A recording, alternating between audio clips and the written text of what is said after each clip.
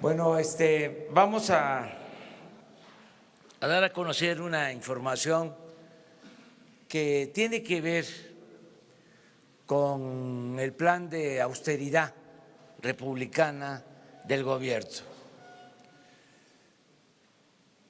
Yo quiero recordarles que la fórmula que se está aplicando para financiar el desarrollo del país consiste básicamente en acabar la corrupción, desterrar la corrupción del país y en aplicar una política de Estado, de austeridad republicana. Esas son las dos principales fuentes de ingresos del gobierno. Lo que vamos a ahorrar en el combate a la corrupción y lo que vamos a ahorrar por terminar con los lujos y el derroche en el gobierno. Esos fondos nos van a permitir financiar el desarrollo. Por eso, no a los aumentos de impuestos, no al incremento de deuda, no a los gasolinazos. Y algunos sostienen que no alcanza. Y yo estoy seguro que es suficiente y hasta nos va a sobrar, porque era mucho el robo, era mucho el saqueo, la corrupción, era mucha la corrupción y mucho también el derroche. Era un gobierno faraónico, de lujos, de gasto superfluo, improductivo. Les contaba yo de un funcionario de segundo, de tercer nivel que tenía en su oficina 9 teléfonos, tenía teléfonos en el baño, o lo que ganaban los altos funcionarios públicos. Todavía ayer me informé porque vamos a presentar un plan para que los que tienen créditos en el Infonavit puedan terminar de pagar, porque pagan y pagan y no dejan de pagar y nunca tienen sus escrituras. Bueno, me enteré que el director del Infonavit ganaba 700,000 pesos mensuales en total.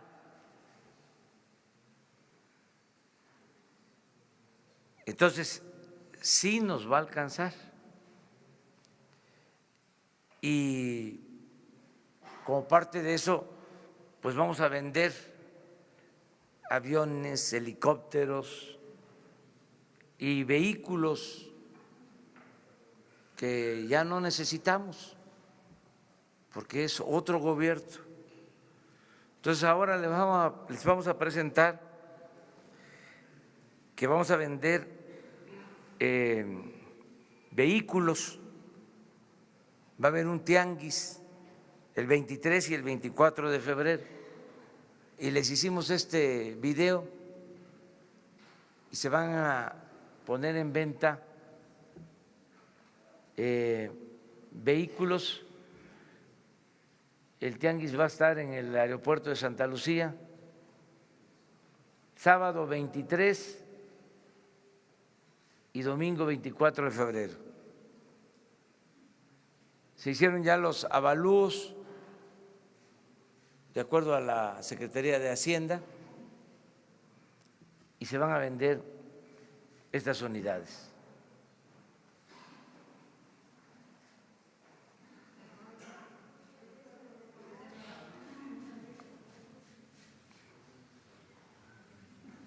Ahora la repiten para que…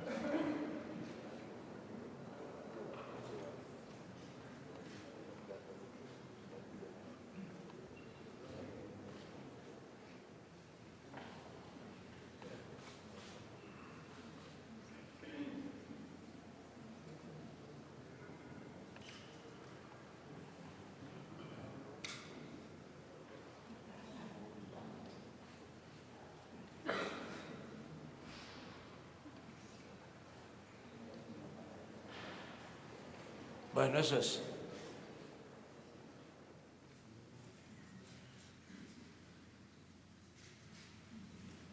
Es el precio de lo que costaron y el avalúo, que es el precio de salida para la subasta.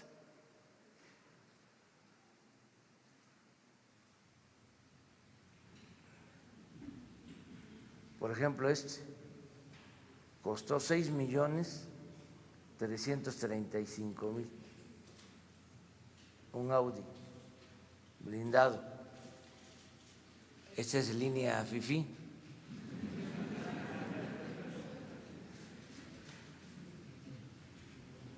Pero a ver si lo regresas. Empieza con 1.991.000.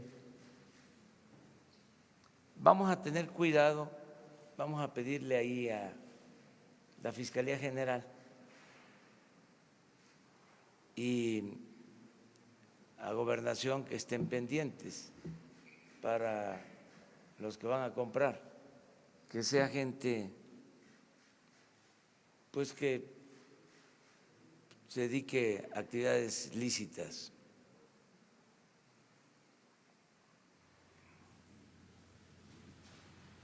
Hay una camioneta grande, no sé si la ponen.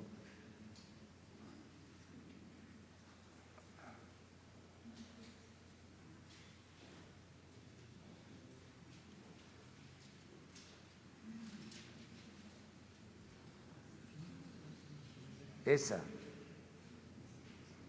4.390.000 costó. Esta es línea machuchona.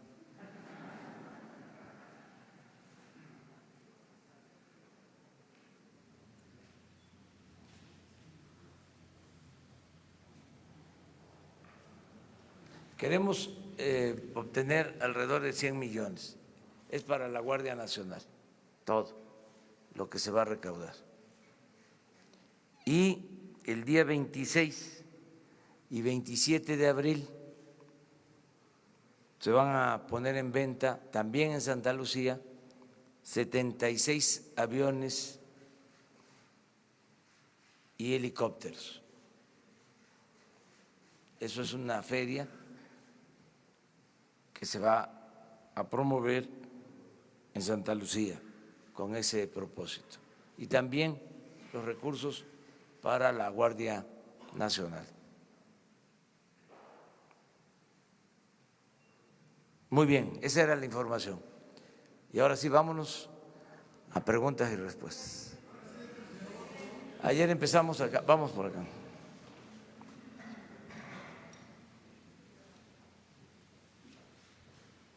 Buenos días, presidente. Daniel Blancas, de Crónica. Ahora que habla de austeridad, en los últimos días tuvimos la oportunidad de hacer un recorrido por el centro de monitoreo de las aduanas del país, que es otro tema, ¿no? Seguramente ya le habrán informado pues las condiciones en las que estaba este centro de monitoreo, ¿no? Donde las pantallas estaban dirigidas hacia otro lado, menos hacia donde deberían de estar. Pero bueno, además de pedirle una reflexión sobre las corruptelas que hay en aduanas o que se han encontrado en aduanas, quiero situarlo en un punto de análisis. Sabemos, y usted lo ha dicho, que pues una de las banderas del nuevo gobierno pues es la austeridad, pero ¿cuál es la postura del gobierno en instancias en las que esa autoridad esa austeridad puede provocar que el gobierno no obtenga dinero? Le explico, por ejemplo, plaza menos en aduanas significa un semáforo que está abandonado o un monitor que no se ve hacia las aduanas. ¿Cómo se juega ahí el papel de la austeridad en instituciones en las que sí requieren personal? El administrador decía que al menos para ocupar esas plazas requiere alrededor de 2,000 personas que no tiene y que significan dinero que puede ingresar al gobierno. Entonces, pedirle esa reflexión respecto a las aduanas. Y la segunda pregunta es, en estados donde ha habido cambio de gobierno, pues se han ventilado, incluso aquí en la Ciudad de México, que había maquillaje de cifras. Es decir, que se escondían algunas cifras y que otras podían estar distorsionadas. ¿El gobierno federal ha encontrado en alguno de los ámbitos de acción maquillaje de cifras para estos fines? Mire, acerca de lo primero, la austeridad tiene que aplicar en lo que es superfluo, en lo que no es operativo, que no tiene que ver con el funcionamiento del gobierno para dar servicio a los ciudadanos o en lo que pueda significar el que haya más vigilancia o más recaudación, más ingresos. Es quitar todo lo que no es básico, fundamental. Por ejemplo, lo que tiene que ver con directores generales. Cuando entró un nuevo gobierno hace unos años, crearon plazas nuevas me voy a acordar ahora, como de directores auxiliares o de directores adjuntos, llenaron o sea, aparte del director, crearon estas plazas de directores adjuntos, asesores, por ejemplo. Nosotros no podemos tener más de 3 asesores por secretaría, por la austeridad, y habían muchísimos asesores. La contratación de proyectos, de estudios en despachos particulares, aparte de tener un aparato burocrático oneroso, ni siquiera se hacían los trabajos en el gobierno, se contrataban. Entonces, todo eso se ha eliminado por completo. Había, por ejemplo, un instituto de fomento al emprendedor y uno de sus estudios, creo que cobraron 20, 30 millones de pesos, se lo dieron a una asociación y el estudio versa sobre el estado de ánimo de los mexicanos.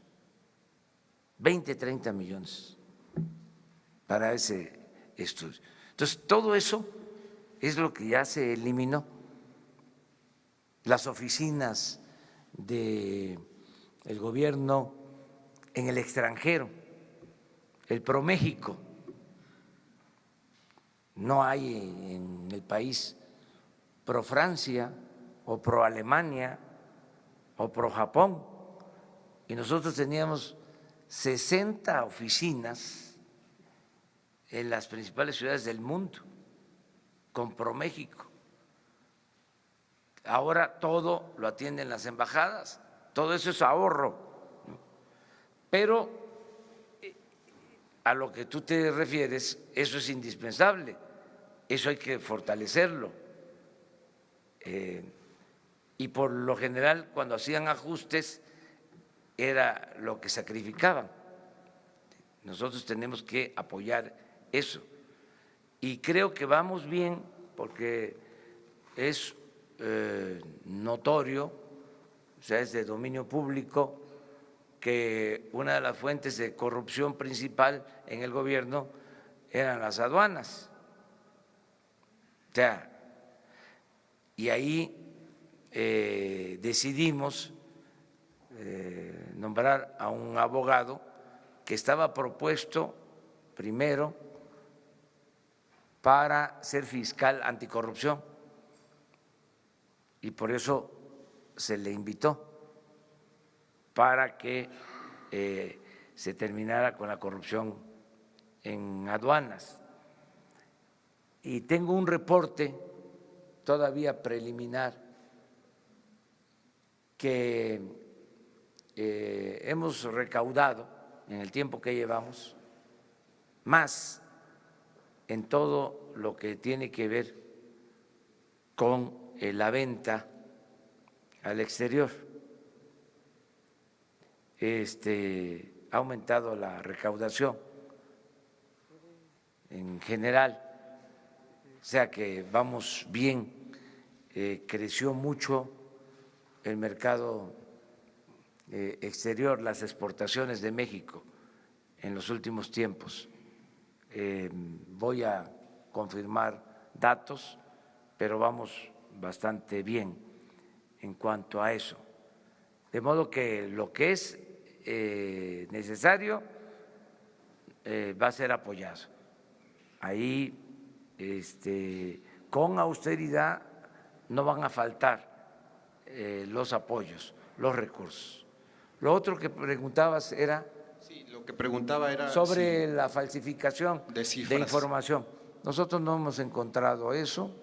Leí una nota sobre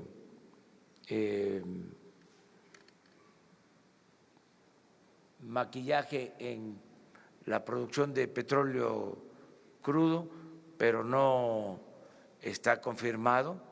Lo que está pasando en la explotación petrolera es de que se cayó la producción porque fue un engaño lo de la reforma energética, fue una tomadura de pelo de que iba a llegar la inversión extranjera, la dolariza,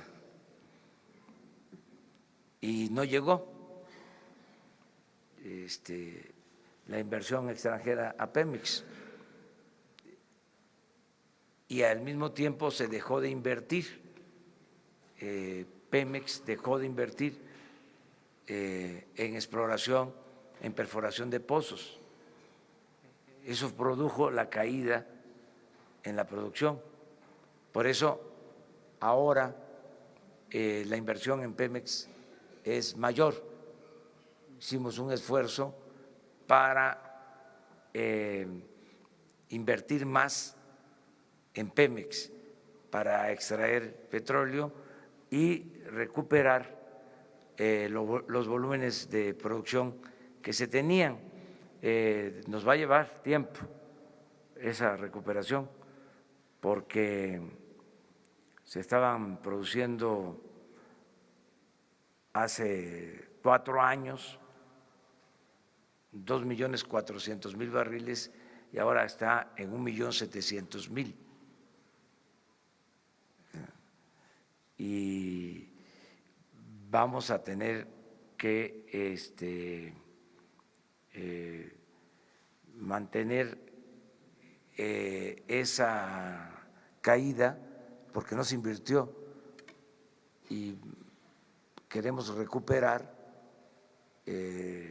ya la producción a finales de año, que estemos en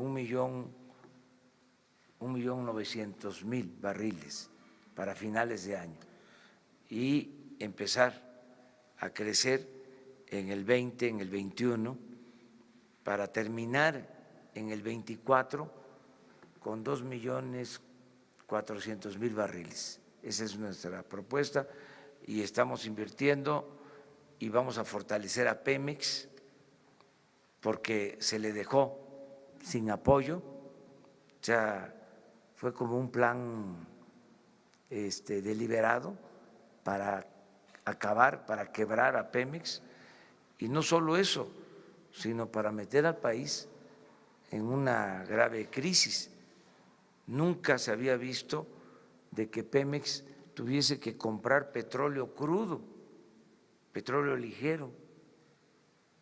Ha caído tanta la producción de que no se tiene petróleo ligero para las refinerías, para hacer la mezcla de petróleo y refinar la materia prima y hacer las gasolinas en el país. Entonces, es un plan que ya inició bien en este mes, ya se están cerrando contratos de exploración, de perforación de pozos, para que tengan una idea, de 50 pozos que se estaban trabajando el año pasado, vamos a trabajar este año 150 pozos. Pero para que esos pozos que estamos iniciando la perforación ahora, para que produzcan, vamos a tener aceite, vamos a tener producto hasta finales de año.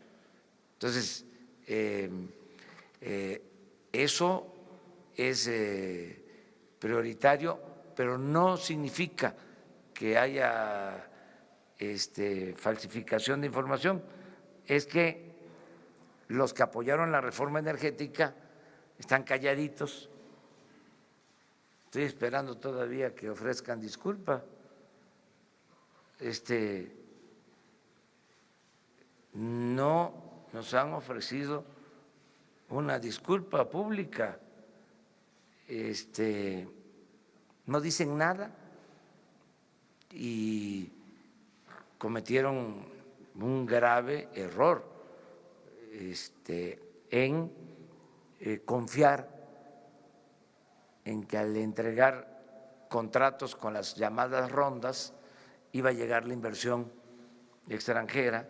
De los 107 contratos que entregaron, no se ha producido un solo barril de petróleo, no ha habido inversión.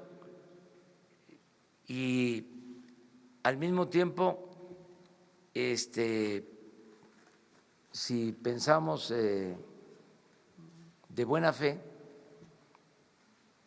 pues se equivocaron pensando de que como iba a llegar la inversión extranjera, no hacía falta la inversión pública y dejaron a Pemex sin apoyo y produjeron la crisis en la producción de petróleo. Pero ya lo estamos arreglando, vamos a resolverlo.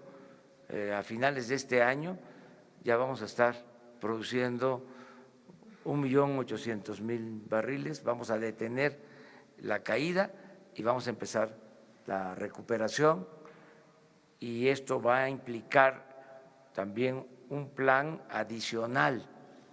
Todo lo que ahorremos por evitar el robo de combustible para Pemex.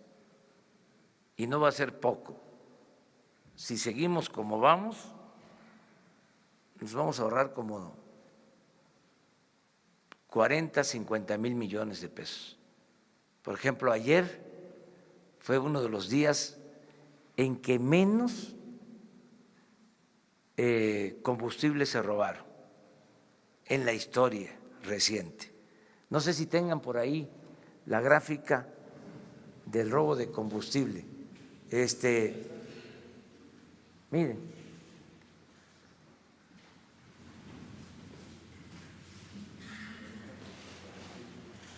Vean.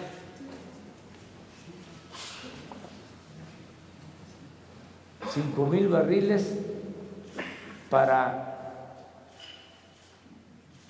81,000 barriles promedio que se robaron en noviembre.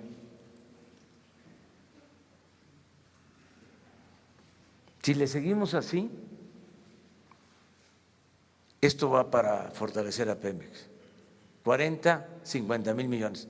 Pero además vamos a anunciar otras medidas, porque Pemex es de las empresas petroleras del mundo que más paga impuestos. Entonces, vamos a que les quede más para invertir a Pemex, porque es una industria básica de la nación. En vez de apostar a debilitarla, vamos a fortalecerla.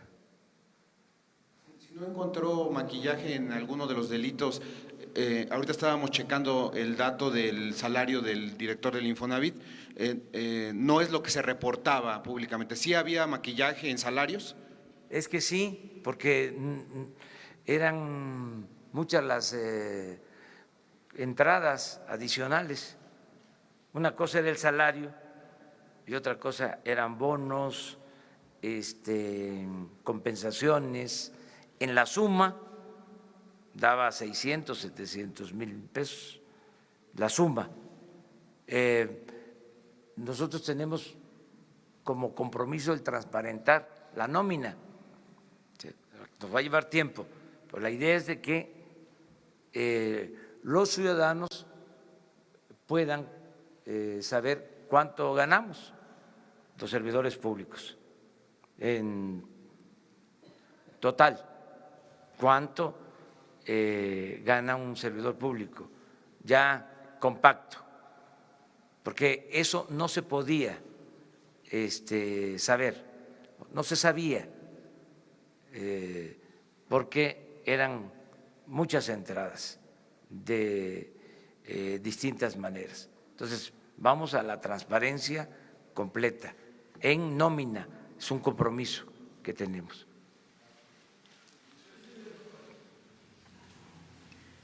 Los dos, después. Buenos días, presidente. Alejandro Lelo de la red Grupo Cantón y Diario Basta. Preguntarle, presidente, ayer se aseguran dos buques en Dos Bocas, el puerto más importante para el tránsito de hidrocarburos, traen 880,000 litros de diésel. Usted hace unos días nos comentó que ahí también hay un tráfico de petróleo, hay un huachicol de petróleo. ¿Qué tan grave es este robo de petróleo, diésel y gasolina a través del puerto de Dos Bocas y quizás de los demás puertos en el país? Y la segunda pregunta, presidente, en el caso de las policías estatales, el mando único, hay todavía estados de la República que no terminan de consolidar el mando único y todavía más municipios que tampoco lo consolidan.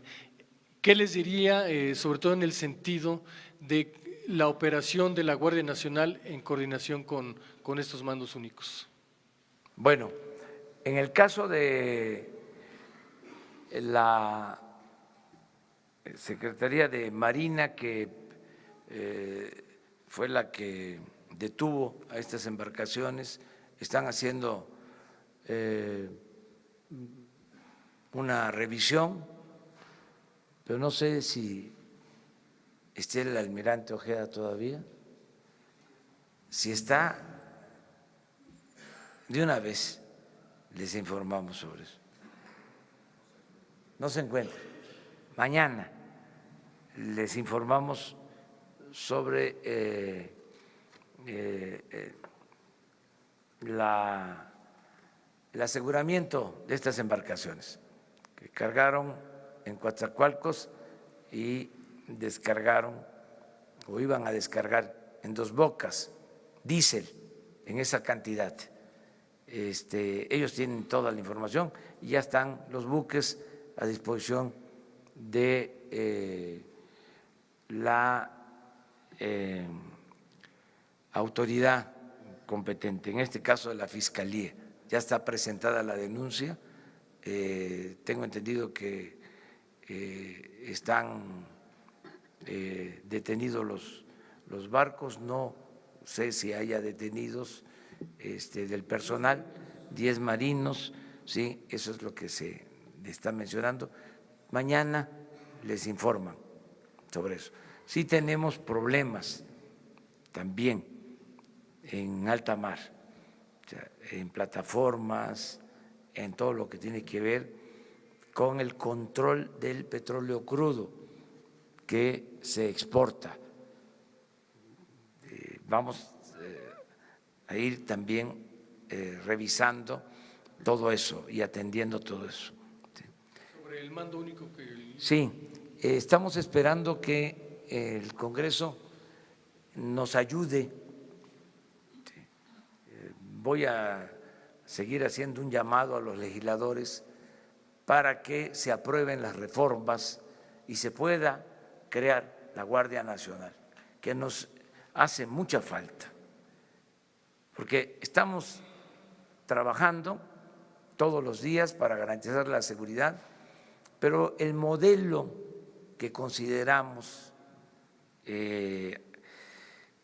eficaz para enfrentar los problemas de inseguridad y de violencia estriba o consiste en que podamos tener 266 coordinaciones territoriales de seguridad, o sea, tener presencia en 266 regiones del país, territorializar la atención para garantizar la seguridad pública,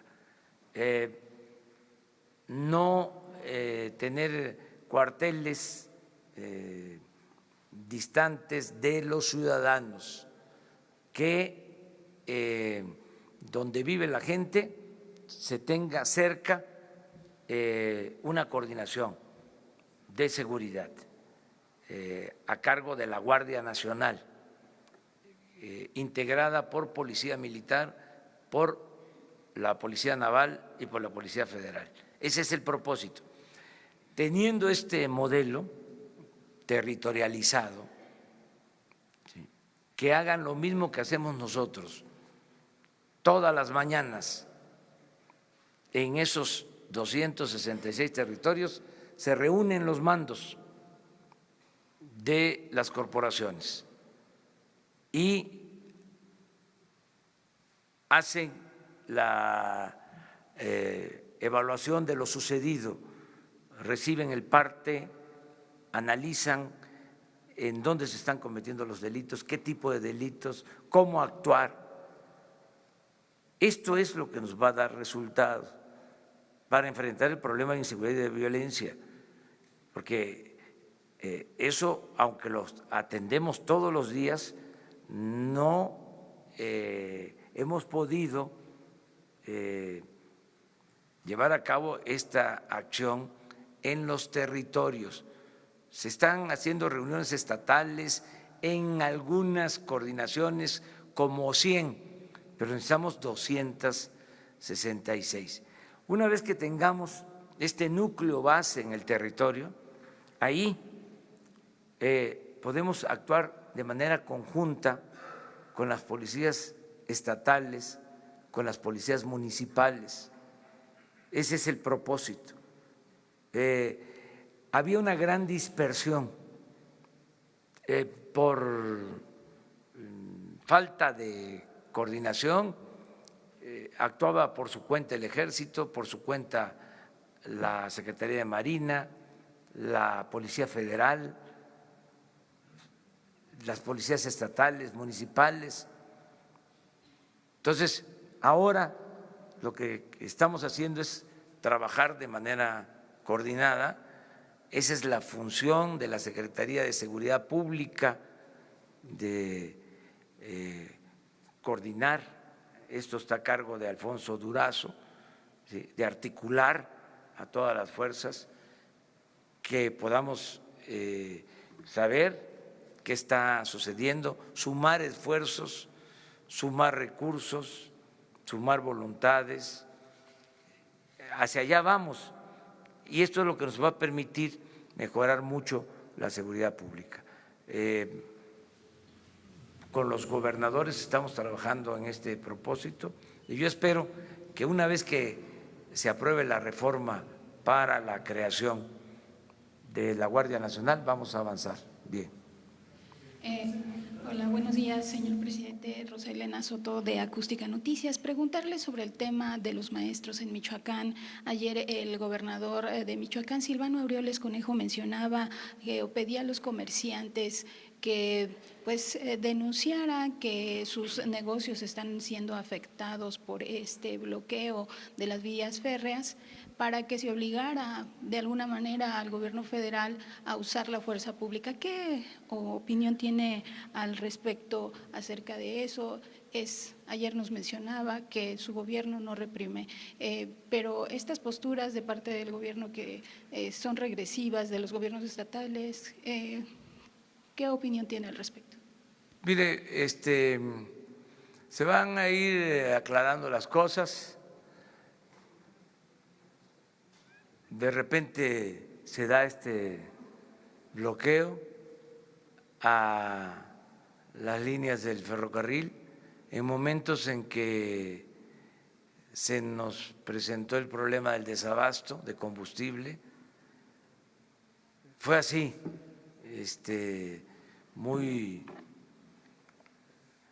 sorpresivo, con esta demanda que no corresponde resolver al gobierno federal. Es un asunto de falta de pago a maestros estatales, es una responsabilidad del gobierno del Estado. Al mismo tiempo, el gobernador se va a una gira de trabajo a Europa. No se atiende el problema. Nosotros, para evitar afectaciones, daños, decidimos transferir fondos de la Federación como anticipos a las participaciones federales para que el gobierno del Estado contara con suficiencia presupuestal y pagara a los maestros. Ya hicimos eso, ya se transfirieron los fondos. Entonces, que ahora se pide una solución para que esos maestros se federalicen, y eso es otra demanda, eso es otro asunto, es que la federación se haga cargo de pagar algo que no le corresponde, porque los maestros fueron contratados por el gobierno del Estado de Michoacán. Así como hay maestros federales, hay maestros estatales. Nosotros pagamos a los maestros federales, es nuestra responsabilidad, y no han faltado los pagos a los maestros federales. Entonces, estamos buscando la manera de resolver el asunto. No vamos a reprimir, no somos iguales. Lo que les dije ayer a los maestros, se los repito, y hay que ver si es la CENTE, quiénes son, porque nosotros no somos iguales a las autoridades anteriores o a las autoridades que apoyaron la mal llamada reforma educativa. Nosotros hemos actuado siempre en defensa del magisterio y lo vamos a seguir haciendo. Ya cumplí el compromiso de que se iba a reformar la Constitución o se iba a enviar un proyecto para reformar la Constitución y cancelar la mal llamada reforma educativa. Hemos atendido a los maestros que fueron víctimas de la represión, están saliendo de la cárcel maestros que les fabricaron delitos hasta de lavado de dinero. Nosotros no somos represores. Si es un asunto de otro tipo, pues va a quedar al descubierto. Yo hago un llamado a los maestros en general, porque a veces también los dirigentes no consultan a las bases. ¿Y cómo es eso? ¿De que es un movimiento democrático que no consulta a los maestros? ¿Por qué no les piden opinión a los maestros? Si está bien eso que están haciendo, una vez que estamos nosotros resolviendo el problema y ellos mantienen su protesta actuando de manera provocadora. Eso no ayuda a una organización democrática. Es más, eso es un distintivo del conservadurismo. Hacia eso no tiene nada que ver con la izquierda. O sea, para ser claros, esa es una actitud conservadora.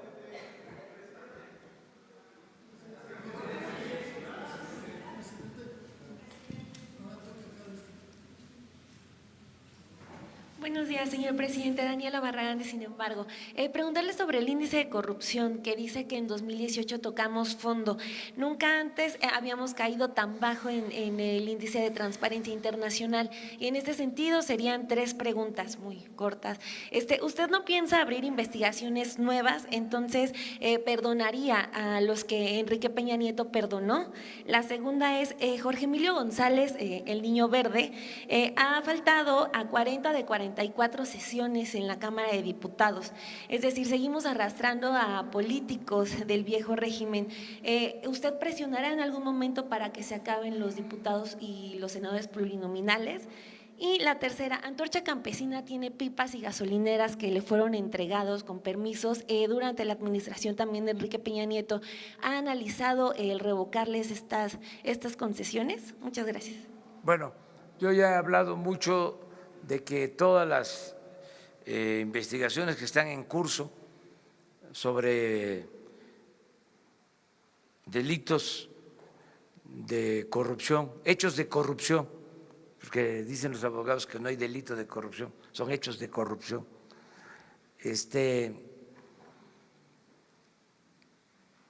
Tienen que continuar. No somos tapadera, pues, de nadie. Todas las investigaciones que están abiertas deben de definirse y castigarse a los responsables, que no haya impunidad. Ese es mi planteamiento. Al mismo tiempo, yo no quiero caer en lo espectacular de como lo hacían antes, ¿no?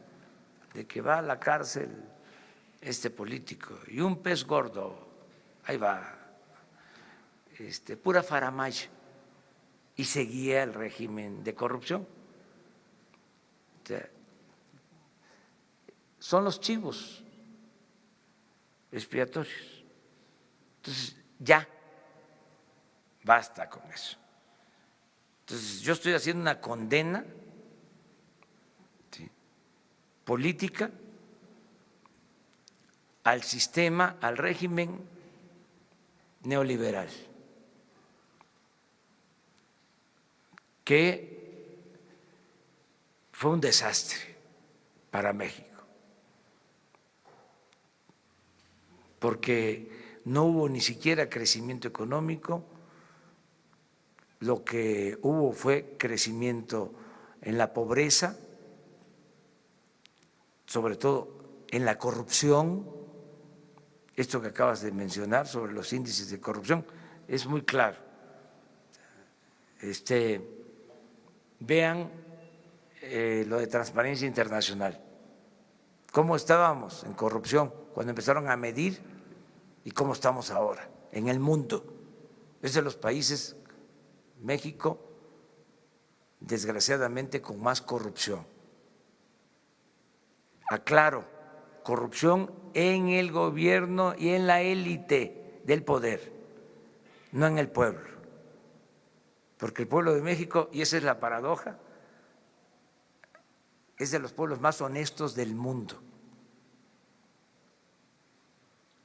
Lo que pasa que la llamada clase política, clase gobernante, la cúpula del poder, poder económico, poder político, los dos poderes que se alimentan y se nutren mutuamente, son de lo más corrupto, o eran de lo más corrupto que había en el mundo, no el pueblo de México. Pero eso es fruto podrido de la política neoliberal, que fue una política de pillaje, de saqueo. Busquen en el diccionario qué es privatizar. Y la definición es convertir lo público en privado. Eso fue lo que hicieron. Para eso estaba el gobierno. Y creció también como nunca la violencia. O sea, creció la desigualdad. Fíjense que cuando empezó la política de privatización, se profundizó la desigualdad en México como nunca, y se puede probar con estudios del Banco Mundial. ¿Saben en qué sexenio creció más la desigualdad? En el sexenio de Salinas. Salinas es el padre de la desigualdad moderna. Estamos aquí hablando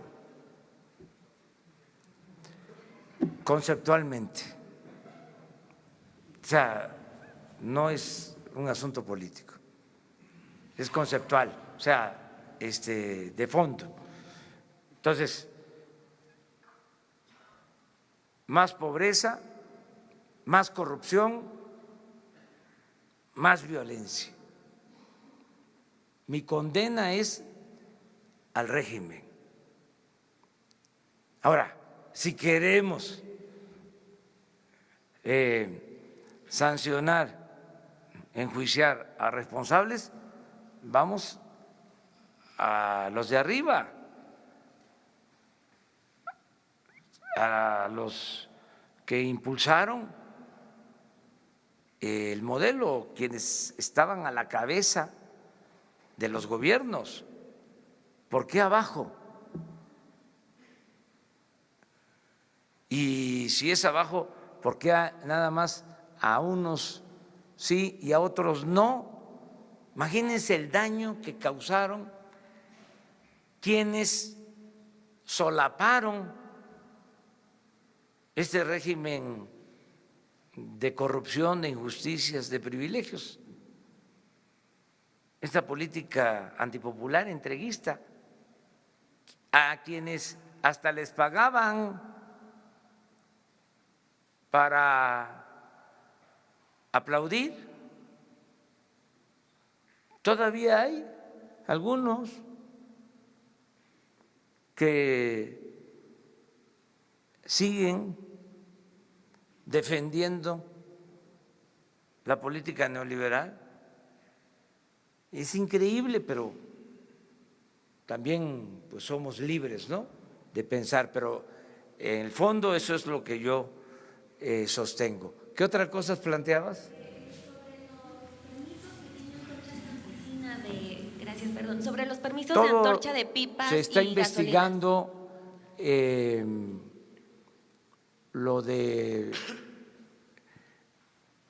el manejo de las estaciones de distribución de combustible, el transporte, todo es una investigación que se está haciendo. Incluso interviene en esto inteligencia financiera de Hacienda. Hay información que se está entregando a la Fiscalía General. Además, ahí quiero señalar, quiero acotar de que lo de Antorcha Campesina no es del sexenio pasado, ya tiene tiempo. O sea, no es que yo esté defendiendo al sexenio pasado, sino que son prácticas, es como lo del robo de combustible, no fue el sexenio pasado, viene de tiempo atrás. ¿Sí? Bueno, según los datos habían algunos permisos con Peña, pero también la otra pregunta era sobre si va a presionar para que se acaben los plurinominales en algún momento. Gracias. Pues eso tiene que ser una reforma que haga el mismo Congreso o proponerlo nosotros, pero yo pienso que esas reformas podrían llevarse a cabo a mitad del sexenio, o sea, no ahora. Necesitamos terminar con cuestiones que hay pendientes, por ejemplo, quitar el fuero. La Cámara de Diputados, no sé por qué razón, no ha aprobado el que se quite el fuero. Yo estoy pidiendo que se reforme el artículo 108 para que el presidente en funciones no tenga fuero y pueda ser juzgado por delitos de corrupción. Nos falta la aprobación también de la ley de austeridad. Falta la modificación al artículo 35 para que las consultas públicas sean amplias, se quiten candados y tengan carácter vinculatorio. Falta también que se apruebe lo de la revocación del mandato.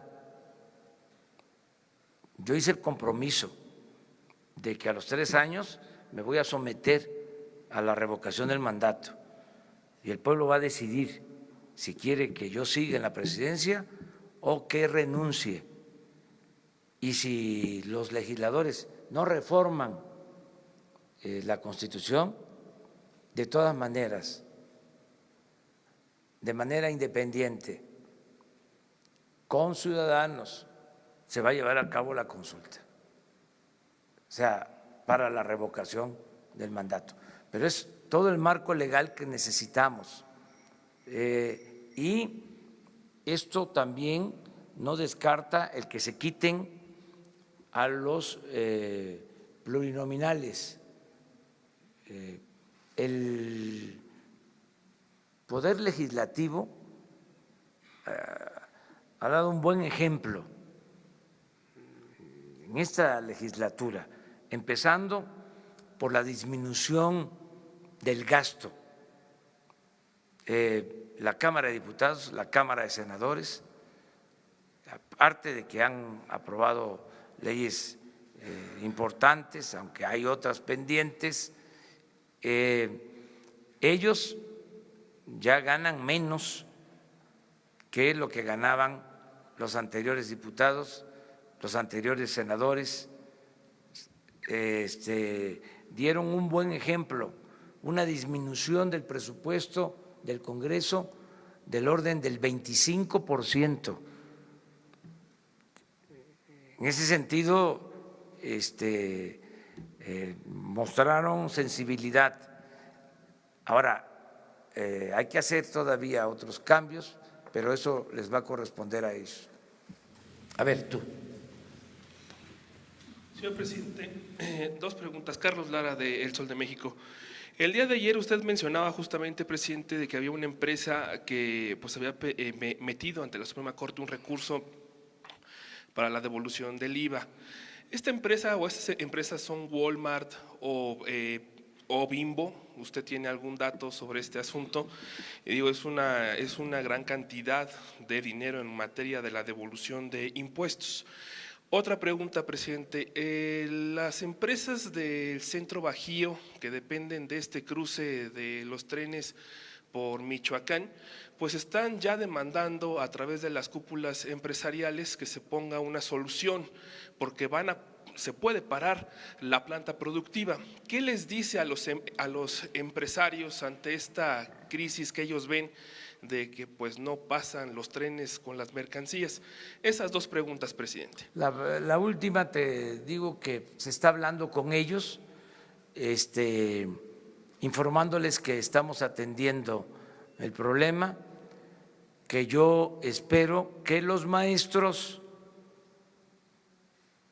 que imparten civismo en las escuelas, bueno, ya creo que no hay civismo, ya quitaron hasta la materia, la tenemos que regresar, la materia de civismo a las escuelas y la ética también, que la quitaron en los planes de estudio, un grave error.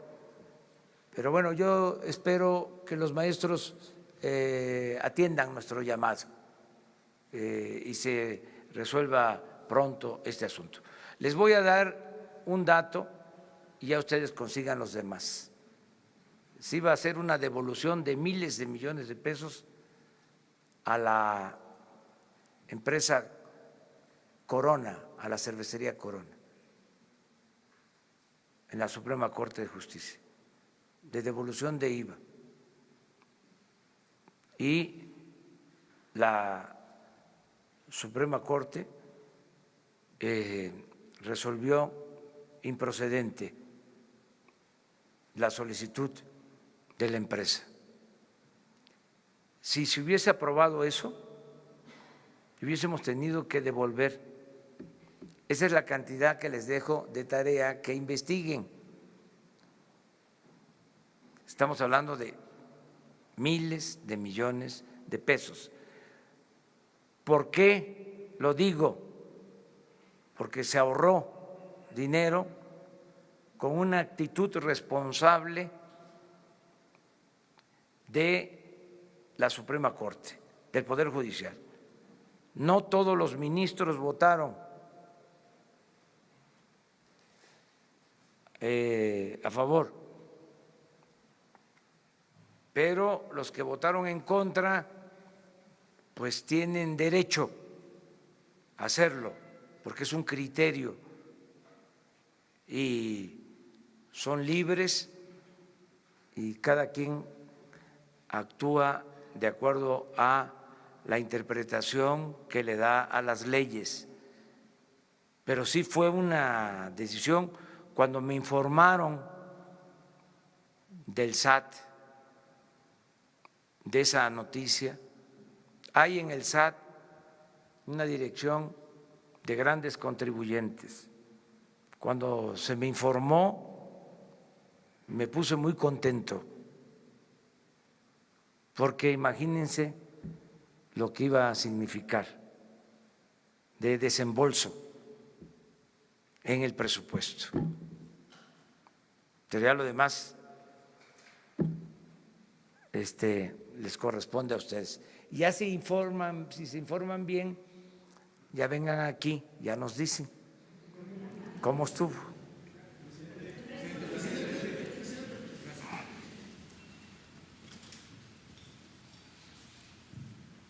Gracias, presidente. Muy buenos días. Jorge Monroy, del Economista. Dos consultas nada más. Ayer Jonathan Gell decía que todavía se conoce poco de los indicadores de diciembre, pero dice que según la tasa de desempleo y las importaciones sugieren una importante desaceleración en la economía del país. Preguntarle, presidente, ¿qué tan blindada está la economía para no hilar 3 periodos de desaceleración y caer en una recesión?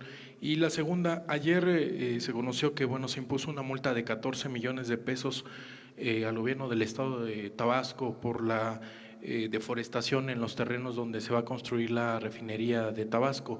Preguntarle si de todos modos continuará adelante la construcción. Gracias. Sí, es que son datos económicos. Por ejemplo, yo tengo datos de que el peso, les decía yo ayer, se ha fortalecido como no se había visto. O sea, en 20 años. Me refiero a que no se había mantenido una apreciación del peso en 8 semanas, o sea,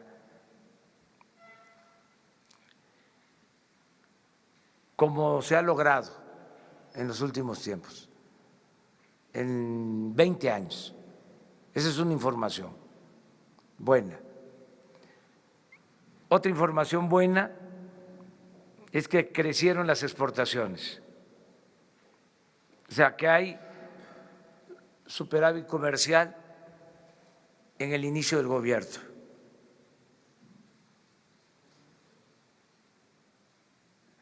Otra información buena es que tenemos estabilidad en la bolsa de valores.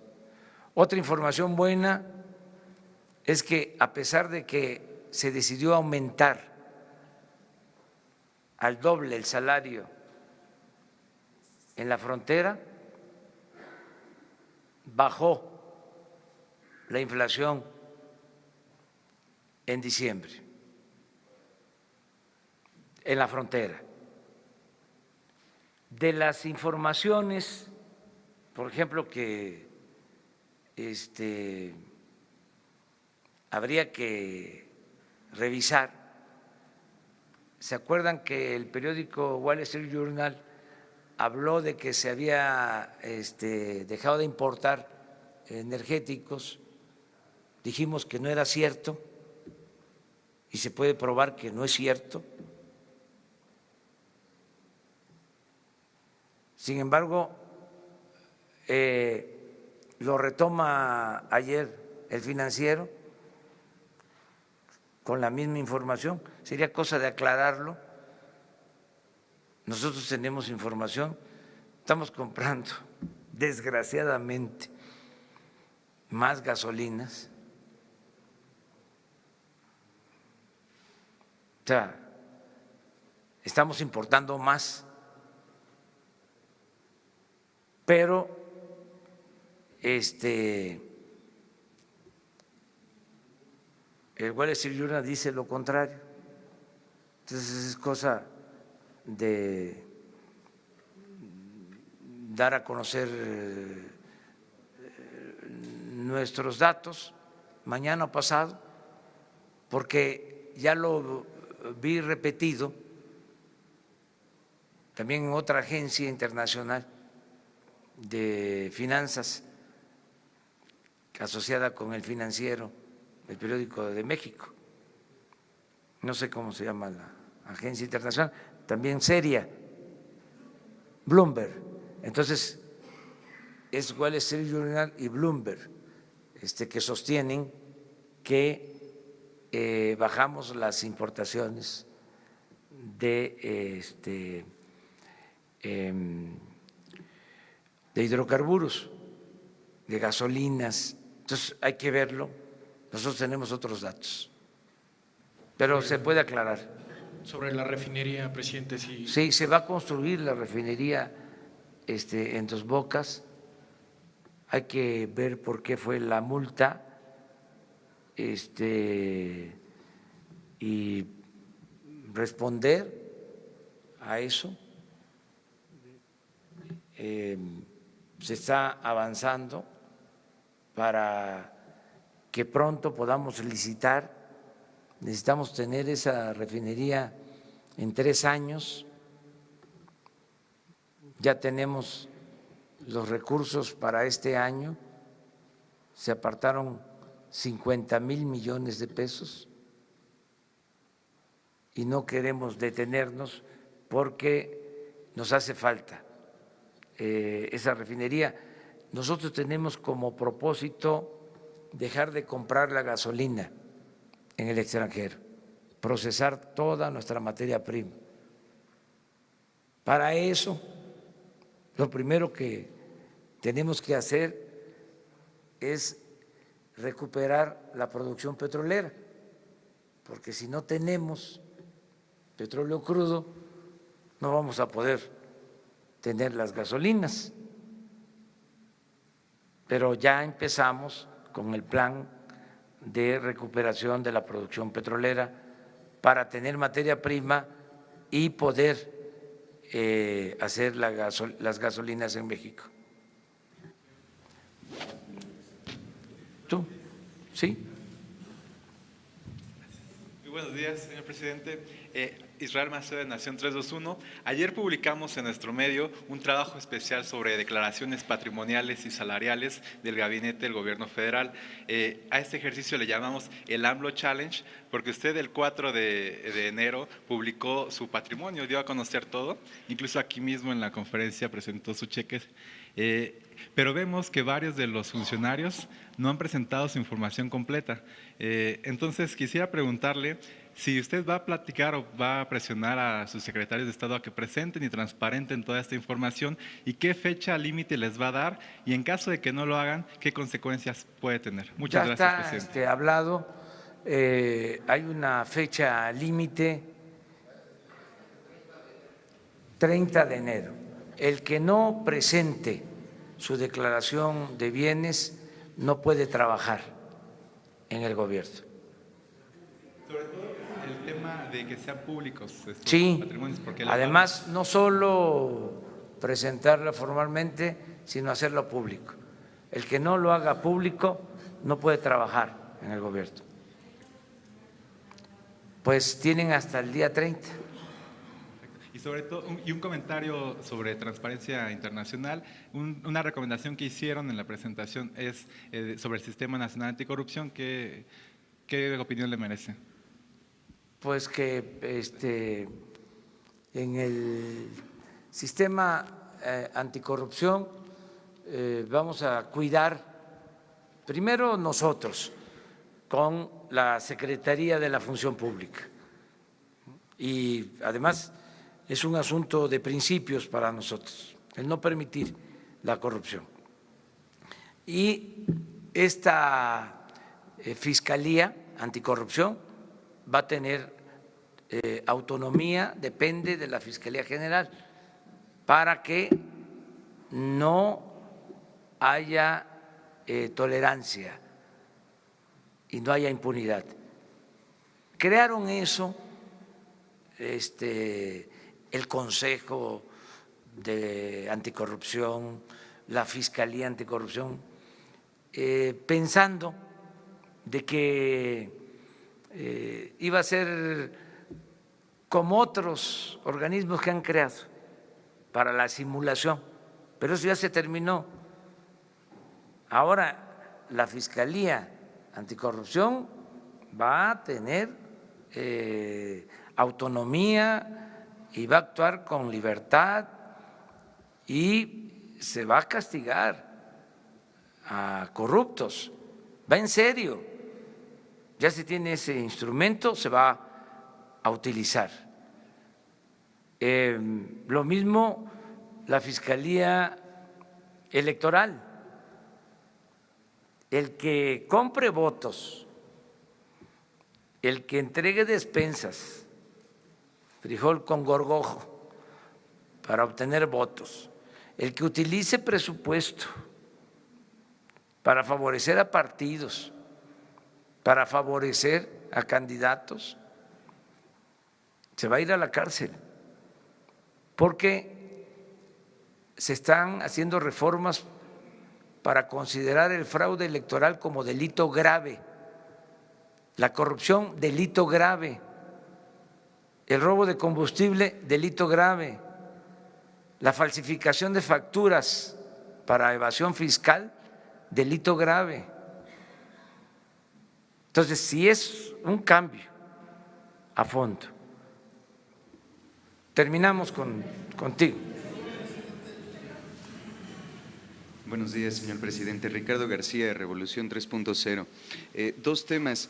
Primero, así como en el caso de Ayotzinapa para la masacre de Nochixtlán, ¿usted firmará algún decreto para una comisión de la verdad? Ya que derivado de esta tragedia, nosotros que hemos realizado un seguimiento puntual del caso, tenemos datos de más de 10 niños que se encuentran huérfanos, los cuales han sido ignorados por gobiernos anteriores. En ese sentido, ver si los podrá apoyar y si podrá crear una comisión. Y por otro lado, el día de ayer encontraron muerta una niña de 11 años, Giselle, en el Estado de México. Esto ha desatado una ola de peticiones por parte de la sociedad civil, inclusive de algunos legisladores, para promover un plan integral de ataque a los feminicidios, de combate al feminicidio. Pues también saber qué respuesta les daría. Muchas gracias. Mire, habíamos quedado de que se iba a hacer la presentación del programa de defensa, de protección de derechos humanos y de atención a víctimas. Yo le voy a pedir a la secretaria de Gobernación, Olga Sánchez Cordero, y a Alejandro Encinas, que les hagan un planteamiento aquí. ¿Tiene pensado firmar algún tipo de decreto para una comisión de la Si verdad? hace falta, lo hago, como lo hice en el caso de Ayotzinapa. Y ya en este caso hay avances. Entonces vamos a aprovechar para que les presenten pues toda la política que vamos a llevar que estamos llevando a la práctica y todo lo que se necesite. Es nuestra responsabilidad. Si hace falta, yo firmo este acuerdo y desde luego que la atención a los niños es prioritario. Ahora mismo vamos a platicar contigo, que nos den el trabajo de investigación que están realizando, digo que nos den información y nosotros vamos a actuar. ¿Y en su sexenio podremos ver una política integral de combate al feminicidio, señor presidente? Sí. Muchas gracias. Yo espero, no solo eso, espero que podamos reducir la violencia y en particular los homicidios, que son muchos. Me preocupa que tengamos en promedio hasta 80 homicidios diarios. Duele mucho. Y de los homicidios en general, feminicidios, ¿sí? Y esto de Chimalhuacán de ayer, todo esto es muy doloroso, muy preocupante. Estamos trabajando para evitar todo esto. Yo quiero también llamar la atención sobre algo. Si logramos que mejoren las condiciones de vida y de trabajo, que haya empleo, que haya ingresos, que se detenga el grave problema de la desintegración familiar, porque el neoliberalismo no solo causó un daño en lo económico, en lo material, sino destruyó familias, creció mucho el problema de la desintegración de las familias. Eso no está medido, no es como la tasa de crecimiento económico, pero el crecimiento de divorcios en este periodo, ¿sí?, fue elevadísimo. Se rompieron familias y la familia es fundamental, es la institución de seguridad social más importante del país. Entonces, todo esto lo tenemos que ir arreglando y en esa medida vamos a ir creando las condiciones para bajar la delincuencia. Las cárceles están llenas de jóvenes. La mayoría de los que pierden la vida son jóvenes. Este es fruto podrido del modelo económico neoliberal. Es uno de los saldos más dolorosos. Entonces, atender estas causas nos va a ayudar mucho a resolver el problema hacia adelante, porque no solo es tener más policías, tener más soldados, hacen falta, también en eso hay un rezago, pero lo más importante es sentar las bases del bienestar, o sea, luchar por una sociedad mejor en todo sentido, en lo material, en lo espiritual, una sociedad con valores. Por ejemplo, el crecimiento del consumo de droga es preocupante, porque una cosa es el comercio, el tráfico, y otra cosa es lo que ha crecido el consumo en una sociedad que no tenía esos hábitos, porque por los valores que habían en las familias, que se mantienen todavía, pero que habían más en las familias, que se alteraron en este periodo neoliberal, por la desintegración de las familias, creció el consumo de droga. Entonces, tenemos que enfrentar eso. De ahí la importancia que tiene el trabajo con los jóvenes, ¿sí?, desde la familia, pero también con los jóvenes, buscando que haya tutela, que haya tutores, que si no está el padre, un familiar, un maestro, ayude como tutor. Esto que estamos haciendo de emparejar a jóvenes con maestros mecánicos, con maestros electricistas, con operadores, para que vayan aprendiendo oficio, pero no es nada más aprender el oficio, es que el maestro vaya orientando al joven para que no sea tentado y no tome el camino de las conductas antisociales. Es una reflexión, o sea, tenemos que atender las causas.